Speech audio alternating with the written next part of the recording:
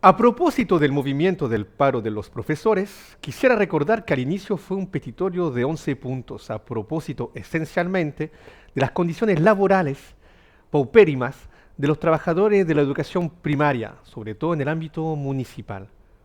Son trabajadores mal pagados, como muchos en este país, y tienen una vergonzosa jubilación, como la gran mayoría también en este país. Pero acá, como ellos tienen un rol peculiar, una simbólica especial en nuestra sociedad, acá el significado en cuanto a su movilización toma otro realce, otro, otra dinámica, y eso se demuestra por la alta tasa de apoyo de la opinión pública a este movimiento, aún más de 80% precisamente. En medio de la convocatoria se sumó otro punto, los cambios curriculares aprobados por el Consejo Nacional de Educación, que establecieron, entre otras cosas, que la asignatura de Historia y Educación Física pasarían a ser optativa a partir del tercero y cuarto medio. Es verdad que a lo menos esa decisión, que no es menor, merecía explicaciones, ya que no hay que ser especialista para darse cuenta que el nivel cultural en general de este país se nivela cada vez más desde abajo y que la tasa de obesidad infantil en Chile es una de las más altas del mundo. Yo creo que es superior a la de Estados Unidos, que es un país que justamente conoce la obesidad como una plaga. La pregunta que debería plantearse acá es qué tipo de niños queremos, obeso y inculto, y por rebote, qué tipo de futuro para el país queremos si cultivamos ese tipo de ciudadanos. En el petitorio hay tres ejes principales. Uno que concierne la estabilidad laboral de los profesores, lo que concierne el doble proceso de evaluación y la mal llamada deuda histórica. ¿Por qué mal llamada? Porque más que una deuda, son un ingreso no percibido. Me explico. ¿Qué es la llamada deuda histórica? Es el desconocimiento por parte del Estado chileno del reajuste salarial que desde 1981 deberían haber recibido los profesores según lo dispuesto en el decreto ley 3551 y que establecía justamente un reajuste de hasta un 90% del sueldo base para todos los funcionarios públicos. El problema es que luego del traspaso de las escuelas y liceos públicos a los municipios, fruto del proceso de municipalización, el reajuste acordado fue desconocido por los nuevos sostenedores y los docentes no recibieron este beneficio, dañando no solo sus ingresos mensuales, sino además sus futuras pensiones. Fue una falta, una ausencia en las ganancias más que una deuda. El problema es que quizás de un punto de vista de imagen, esta noción de deuda histórica hace eco en nuestra región al imaginario del bono en la minería. Y quizás eso no es tan favorable para el argumento de los profesores. Pero es indiscutible que hay un problema de sueldo en lo que concierne los educadores, entre comillas, a la persona encargada de educar, de instruir a 40 alumnos, entre 40 y 50 alumnos, en una sala de clase 8 horas al día. Es verdad que los sueldos vacilan entre 600 y 800 mil pesos en algunos municipios y eso es muy poco. Indiscutiblemente los salarios son bajos, como es indiscutible también que el nivel general de la educación primaria pública en nuestro país es malo. Y no lo digo yo, no lo dicen simplemente informes nacionales, también lo dicen estudios internacionales. Y que justamente quisiera invitarles simplemente a mirar rápidamente un informe muy interesante de la OCDE, la Organización de Cooperación y Desarrollo Económico, el famoso grupo de los 30 países más desarrollados e industrializados, del cual hace parte de manera excepcional, porque es un poco en la región, sino ninguno, Chile. Y este informe está disponible en Internet. Es un estudio realizado entre 2004 y 2017, es muy interesante e instructivo y simplemente le invito a leer el sumario para que se haga una idea de lo que indica este informe. Este informe se titula Evaluaciones de Políticas Nacionales de Educación, Educación en Chile, 2003, 2004, 2017. Si miramos la tabla de contenidos, es simplemente el primer capítulo, evaluación y recomendaciones. Fíjense en los primeros títulos de este. En primer lugar, vemos como recomendación fortalecer la calidad y equidad de la educación de la primaria infancia y en las escuelas chilenas. Segundo punto, fortalecer la calidad de la enseñanza y el liderazgo escolar en Chile. Tercer punto, mejorar la educación superior y la investigación en este mismo país.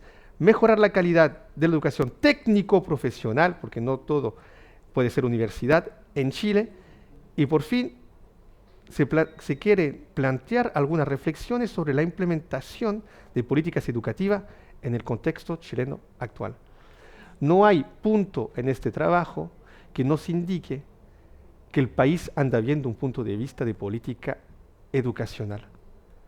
Yo quisiera simplemente recordar que era una vez un país donde los profesores de escuela se preparaban desde el último año del sexto primario, cuando tenían 12 años, para pasar el examen de admisión de una escuela que preparaba a los profesores.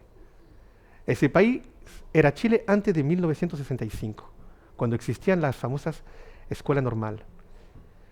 En el caso de mi tía, porque tengo una tía, la hermana de mi mamá, que fue normalista, si me recuerdo que así se dice, ella participó en un examen donde concursaban todas las escuelas primarias de Iquique y los pueblos aledaños, y seleccionaban simplemente cinco alumnos para ir, adivina dónde, a Antofagasta, becados e internos, para justamente prepararse, en función a la edad que uno empezaba, 6 o 3 años, para ser profesor. Lo mismo, la hermana mayor de mi padre también fue normalista, según ella, en la mejor escuela, que era la José Abelardo Núñez, donde justamente se estudiaban 3 años después del sexto de humanidades, para poder salir y tener una formación generalista para poder ser profesora, y lo que fue desde 1965 a 2012.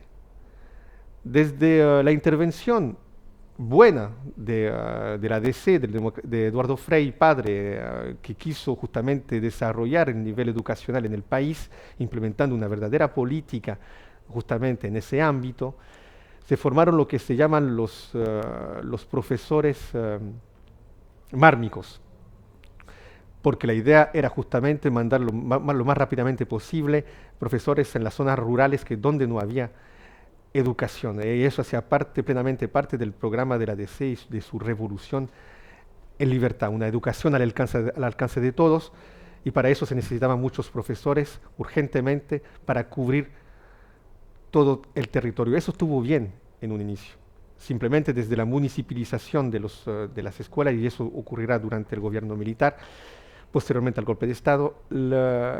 Ahí hay una baja clara de la calidad de la educación en Chile, y lo más trágico en este movimiento, que en realidad corresponde sobre todo a una pelea acerca de las condiciones laborales de los funcionarios que trabajan en la educación, nos está hablando de justamente lo que concierne a la educación en sí misma, de cómo proyectamos la educación para el Chile que queremos en 2030 y 2040, y cuáles son los cimientos que justamente vamos a otorgar gracias a la educación para que el chileno de 2030-2040 pueda enfrentarse con las mejores armas hacia la dirección que tomó el país acá. Y claramente una carencia más que clara acerca de la propuesta del proyecto país que queremos. Y si uno se fija en el ranking de Shanghái, donde están repertoriadas las mejores universidades del mundo, las primeras, por ende, corresponden a la primera potencia del mundo, que es Estados Unidos,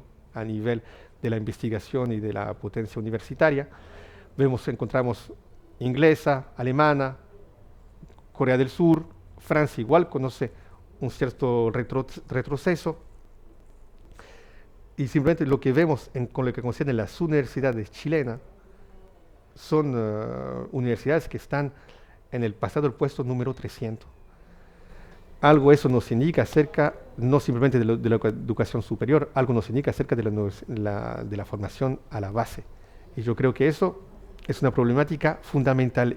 Concluiré esto diciendo que yo me da la impresión que en Chile, quizás desde los DC, en los años 60, no hay ninguna reforma educativa como tal, porque por cualquier ángulo que uno tome esta problemática, se da cuenta que no hay ninguna transformación en cuanto a la aproximación que se tiene de la problemática educativa y de todo lo que ella conlleva.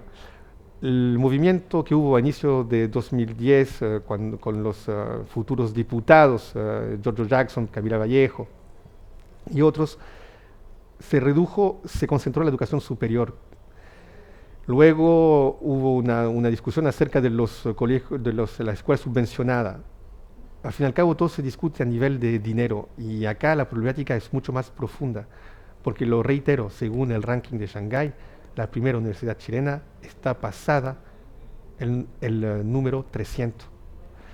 Eso es sintomático de una sociedad que no le está dando la prioridad a la educación y de algún modo la educación es la columna vertebral de cualquier sociedad que se respeta. Muchas gracias.